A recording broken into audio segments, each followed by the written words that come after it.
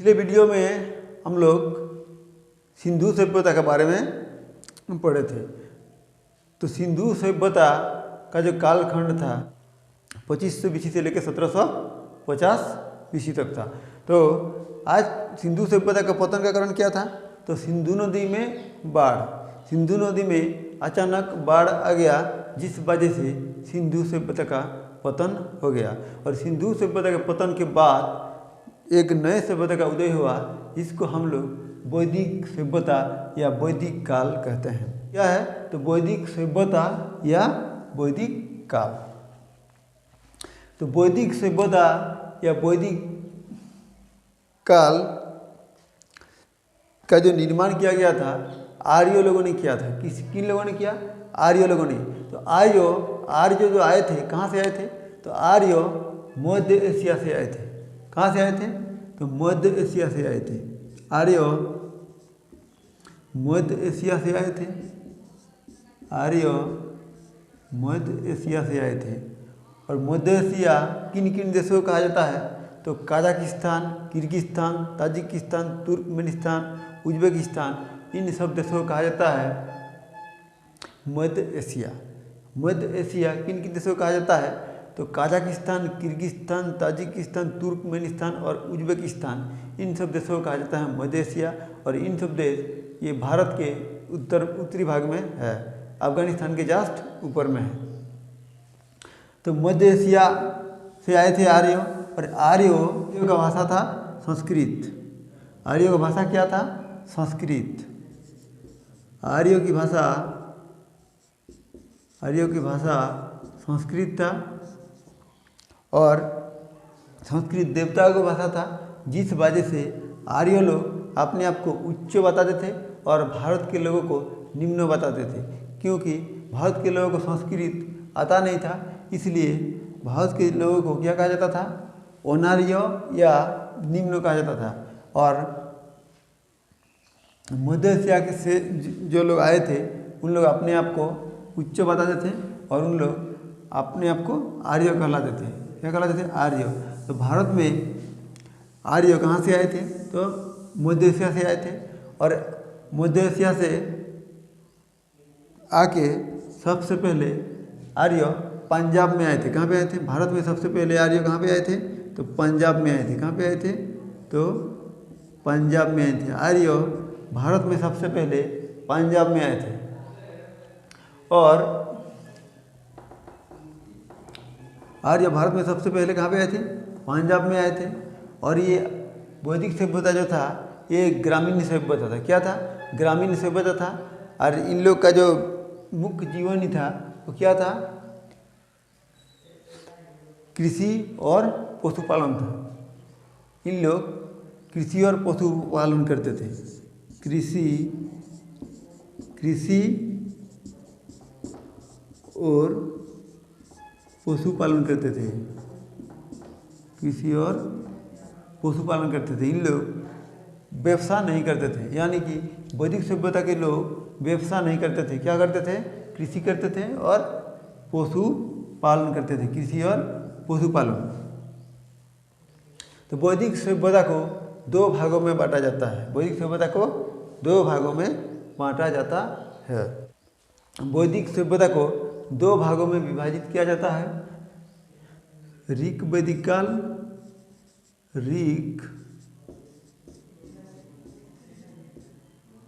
ऋक वैदिक काल और उत्तर वैदिक काल। ऋक वैदिक काल और उत्तर वैदिक काल। ऋक वैदिक काल और उत्तर वैदिक काल। ऋक वैदिक काल और उत्तर वैदिक काल। तो ऋक वैदिक काल कहा जाता है 1500 BC से लेके 1000 BC तक पीरियड को कहा जाता है उत्तर ऋक वैदिक काल। और 1000 BC से लेके 600 BC तक का पीरियड को कहा जाता है उत्तर वैदिक काल। यानी कि 1500 ईसा पूर्व से लेके 1000 ईसा पूर्व तक कहा जाता है ऋक वैदिक काल। और 1000 ईसा पूर्व से लेके 600 ईसा पूर्व के काल को कहा जाता है उत्तर वैदिक काल। तो ऋक वैदिक काल में ऋग्वेद का रचना हुआ था। किसका रचना किया गया था? तो ऋग्वेद का रचना किया गया था।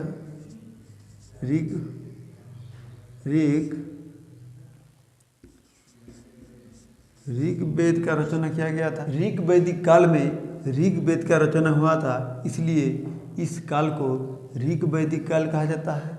और उत्तर वैदिक काल में यजुर्वेद उत्तर वैदिक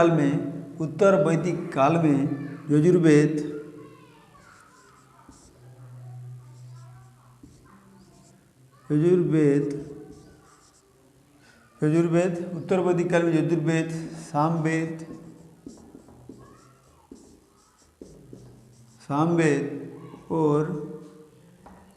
सामवेद और अथर्ववेद का रचना हुआ था।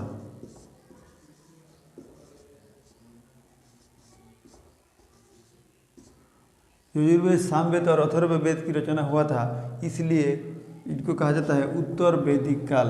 तो उत्तर वैदिक काल में यजुर्वेद, सामवेद और अथर्ववेद की रचना किया गया था, लेकिन ऋग्वैदिक काल में ऋग्वेद की रचना हुआ था, इसलिए इनको ऋग्वैदिक काल कहा जाता है। अब देखते हैं वैदिक सभ्यताकालीन समाज कैसा था। तो वैदिक सभ्यताकालीन समाज जो था 4 प्रकार का था। वैदिक सभ्यताकालीन समाज कैसा था? 4 तरह का था। कैसा था? सबसे ऊपर था भगवान यानी कि गॉड, उसके बाद था ब्राह्मण,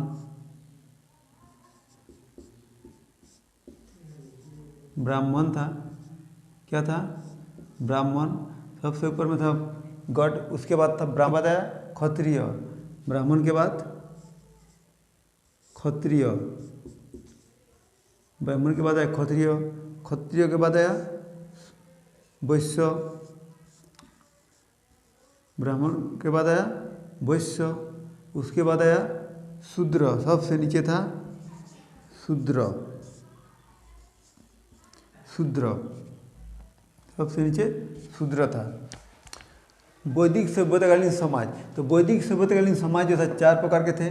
सबसे ऊपर में था ब्राह्मण, उसके बाद था क्षत्रिय, उसके बाद था शूद्र, ब्राह्मण क्षत्रिय, उसके बाद था वैश्य, उसके बाद था शूद्र। सबसे ऊपर में था ब्राह्मण, उसके बाद था क्षत्रिय, उसके बाद वैश्य, उसके बाद शूद्र। तो ब्राह्मण किसे कहा जाता था? तो ब्राह्मण कहा जाता था कि ऋग्वैदिकालीन जो लोग मास्टर या डॉक्टर होते थे, उन लोगों को कहा जाता था ब्राह्मण। वैदिक सभ्यताकालीन जो लोग मास्टर या डॉक्टर होते थे, उन लोगों को कहा जाता था ब्राह्मण। और जिन लोग फौजी होते थे यानी कि सेना में जॉब करते थे, उन लोगों को कहा जाता था क्षत्रिय। क्या कहा जाता था? क्षत्रिय। और जो लोग व्यवसाय करते थे, उन लोगों को कहा जाता था वैश्य, उन लोगों को कहा जाता था वैश्य।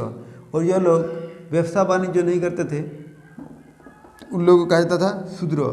शूद्र की संख्या सबसे ज़्यादा थी। जैसे महिला भी शूद्रों में, पहले महिला सब शूद्रों में आती थी। तो सबसे ज़्यादा परसेंटेज में था शूद्र, सबसे कम परसेंट में क्या था? ब्राह्मण। आज भी समाज में ब्राह्मण की परसेंटेज बहुत कम है। उसके बाद क्षत्रिय, उसके बाद वैश्य और शूद्र। आप देखेंगे ऋग्वैदिककालीन प्रमुख नदी। ऋग्वैदिककालीन प्रमुख नदी, तो नदी का वर्तमान नाम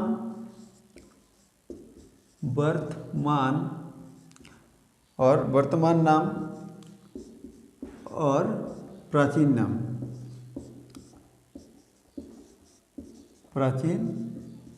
नाम। तो ऋग्वैदिककालीन प्रमुख नदी एवं उनके प्राचीन नाम और वर्तमान नाम। तो देखिए ऋग्वैदिककालीन जो था झेलम नदी को वितस्त कहा जाता है। क्या कहा जाता है? वर्तमान में झेलम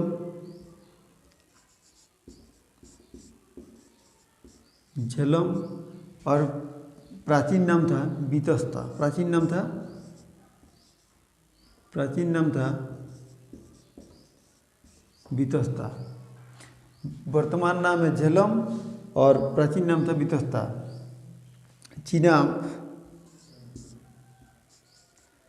चिनाब नदी का जो प्राचीन नाम था क्या था? अस्कनी था। चिनाब नदी का प्राचीन नाम अस्कनी था। क्या था? अस्कनी।